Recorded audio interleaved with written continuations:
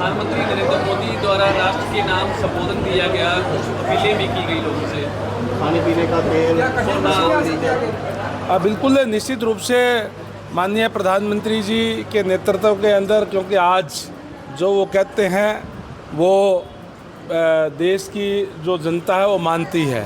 और हमने देखा कि किस तरीके से हमारे इसी सभ्यता से, हमारे इसी संस्कृति से जो कठिन से कठिन परिस्थितियां आई पहले भी, चाहे कोरोना काल आया उसके अंदर भी आपदा में अवसर का नारा दे करके उससे पार पाने का काम किया। एक एक नहीं बल्कि दो दो वैक्सीन भी बनाने का काम किया, पूरे देशवासियों को देने का काम किया। वहीं जो और हमारे जो मित्र देश है उसके अंदर भी वो पहुंचाने का काम किया।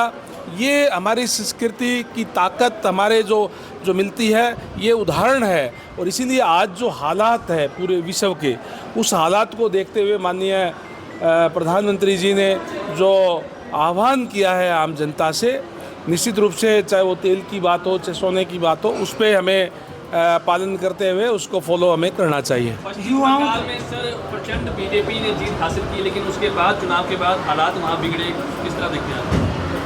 नहीं, हालात सुधरे हैं, बिगड़े नहीं। मैं कहूँगा कि पश्चिम बंगाल के अंदर जो एक कुशासन का अंत हुआ है, और मैं धन्यवाद और बधाई देना चाहूँगा पश्चिम बंगाल की जनता का कि उन्होंने भारतीय जनता पार्टी और आदरणीय नरेंद्र मोदी जी में विश्वास व्यक्त करते हुए, आस्था व्यक्त करते हुए जो भारतीय जनता पार्टी को पूर्ण बहुमत देने का काम किया, बल्कि 2/3 बहुमत देने का काम किया है। ये विकास का रास्ता खोलने का काम किया है। और हमने देखे कि घटनाएं पहले किस तरीके से होती थी। पश्चिम बंगाल के चुनाव की हम बात करें तो हमेशा वहाँ पे बहुत ज़्यादा दंगे फसाद होते थे, बहुत जानें भी जाती थी। उस सब पे कंट्रोल करने का भी काम किया। हमारे देश के गृह मंत्री आदरणीय अमित शाह जी ने जिस तरीके से केंद्रीय पुलिस बल वहाँ लगा के लोगों के मन से डर को निकालने का काम किया और निडर होकर के उनको कहा कि अपनी आत्मा की आवाज़ पे जहाँ भी आप वोट देना चाहते हैं वोट करने का काम करें, शांतिपूर्ण मतदान कराने का काम भी किया है और पश्चिम बंगाल में विकास का रास्ता खोलने का काम किया। निकाय चुनाव में सर मतदान कल कंप्लीट हुआ है, किस तरह से उम्मीदें लगती हैं? बहुत अच्छा मतदान हुआ है। जो रुझान और जो आज देश के अंदर, प्रदेश के अंदर जो रुझान भारतीय जनता पार्टी के पक्ष में, मैं उम्मीद करता हूं कि हमारे पक्ष में जो है वो रिजल्ट आएंगे। युवाओं को आप क्या संदेश देंगे?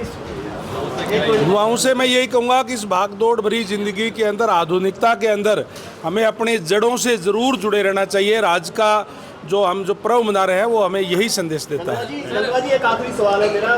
कुलदीप बिश्नोई जी का एक मामला बड़ा सुर्खियों में है। हमारी बीजेपी के एक सांसद के द्वारा जो है बयानबाजी की जाती है, फिर मोहनलाल बडोली जी का एक बयान आता है, उसको कैसे देखते हैं? नहीं, कोई सुर्खियों में नहीं है, हमारा इंटरनल मामला है। माननीय कुलदीप बिश्नोई जी भी पार्टी के वरिष्ठ नेता है और चौधरी भजनलाल जी की जहाँ तक बात है, उन्होंने इस देश पे लंबे समय तक वो मुख्यमंत्री रहे हैं और उन्होंने प्रदेश को आगे बढ़ाने का काम।